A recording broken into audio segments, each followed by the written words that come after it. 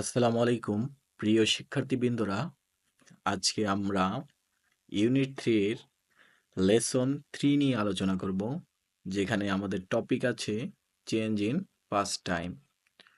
আমাদের যে প্রিয় সময়গুলো আছে বা শখের সময়টা আছে, এটা আমরা মানে কি কালের বিবর্তনে চেঞ্জ হয়েছে, আর এই পুরা লেসনটি থাকবে এটা নিয়ে। তো আজকে আমরা মানে যে পূর্ববর্তীতে পাস্ট টাইম কেমন ছিল এবং বর্তমানে কিভাবে পাস্ট টাইম চেঞ্জ হয়েছে, এটা আমরা নিজেরাই লক্ষ্য করতে পারি। যেমন আগে আগে যখন আমরা ছোট ছিলাম, তখন আম, বিভিন্নভাবে আমরা বাহিরে খেলাধুলা করতাম বা বাহিরের বিনোদনগুলা বেশি পেতাম।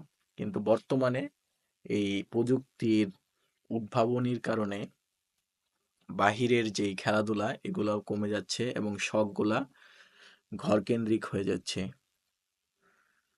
তো এই প্যাসেজটা এইগুলা নিয়ে আলোচনা করবে, আমাদের পাস টাইম নিয়ে, আমাদের শখের সময় বা আমাদের যে প্রিয় সময়টা এটা নিয়ে আলোচনা হবে। Childhood outdoors pastime in decline. তো এখানে প্রথম যে লাইনটা আছে এটা থেকে বোঝা যাচ্ছে যে শৈশবের বাইরের খেলাধুলা ও বিনোদন কমে যাচ্ছে। মানে আমরা আগে যেই পরিমাণ বাহিরে সময়গুলা স্পেন্ড করতাম সেগুলা কি আস্তে আস্তে কমে যাচ্ছে। Traditional childhood pastime of climbing trees and playing conkers are in decline.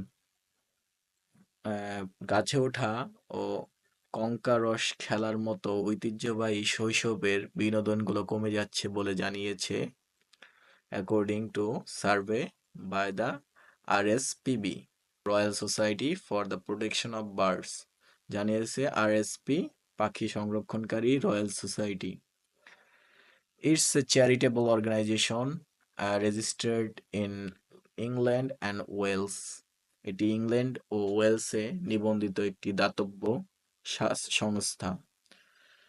The survey shows that people under 34 recall far fewer such childhood outdoor experiences than people over 55. এই জরিপ অনুযায়ী according to survey by RSPB, এই জরিপ অনুযায়ী 34 বছরের নিচের মানুষজনের শৈশবের বাইরের অভিজ্ঞতা অনেক কম 55 বছর বয়সীদের তুলনায়। People were asked which of the 12 childhood outdoor experience they could remember. মানুষকে জিজ্ঞেস করা হয়েছিল তারা 12টি শৈশবের বাইরের অভিজ্ঞতার মধ্যে কোনগুলো মনে করতে পারে। The answer included making dance, daisy chains, climbing trees, playing conkers, and feeding birds. উত্তরগুলো ছিল গুহা বানানো, ডেইজি ফুলের মালা তৈরি, গাছে ওঠা, কঙ্কারস খেলা ও পাখিদের খাবার খাওয়ানো। 4 out of 5 boys climbed trees and the same number of girls made daisy chains. প্রতি 5 জন ছেলের মধ্যে 4 জন গাছে উঠতো এবং সমান সংখ্যক মেয়ে ডেইজি মালা বানাতো। But the survey showed the number declining among the newer generations. তবে জরিপে দেখা গেছে নতুন প্রজন্মের মধ্যে এই সংখ্যাগুলো কমে যাচ্ছে। Some 15% more of those aged over 55 had these outdoor experiences in their childhood. 55 বছরের বেশি বয়সীদের মধ্যে প্রায় 15% বেশি মানুষ এই বাইরের অভিজ্ঞতাগুলো শৈশবে পেয়েছে, compared with those between 15 to 34 years old, 15 থেকে 34 বছর বয়সীদের তুলনায়। Some 92% of the public agreed that experiences of nature were still important to children. প্রায় 92% মানুষ একমত যে প্রকৃতির সঙ্গে অভিজ্ঞতা এখনো শিশুদের জন্য গুরুত্বপূর্ণ। And 82% agreed that schools should play a role in providing them to all children. এবং 82% মনে করে স্কুলগুলোকে এটি শিশুদের দেওয়ার ব্যাপারে ভূমিকা রাখতে হবে। যে আউটডোর গেমগুলো আছে এগুলো হচ্ছে স্কুলের দায়িত্বে মেনটেন করতে হবে। The survey has highlighted the positive impact of contact with nature on a child's education, health, well-being, and social skills. জরিপে দেখা গেছে প্রকৃতির সঙ্গে যোগাযোগ শিশুর শিক্ষা, স্বাস্থ্য, সুস্থতা ও সামাজিক দক্ষতার উপর ইতিবাচক প্রভাব ফেলে। At the same time, there has been a decline in these opportunities.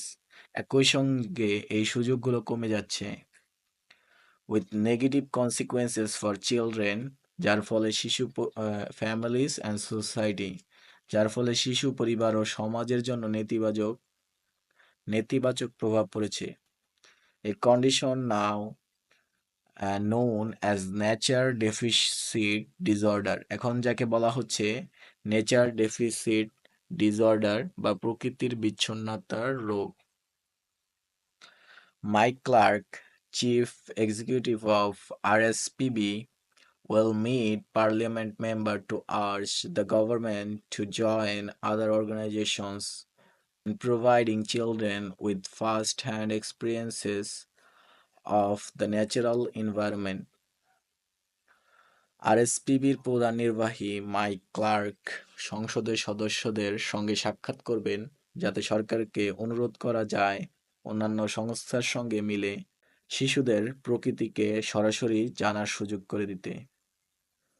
We believe this guidance should include the many positive impact to children of having contact with nature and learning outside the classroom.